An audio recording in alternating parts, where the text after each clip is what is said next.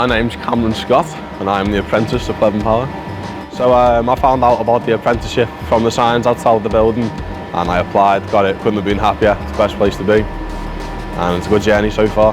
I always wanted to be an engineer and finding an apprenticeship with decent pay is hard and the pay here is good. Staff's treated well and the facilities are really nice, so it's a good place to work. The training here I'm more hands-on than most places I'd say, and I go to college once a week to fulfil my electrical background.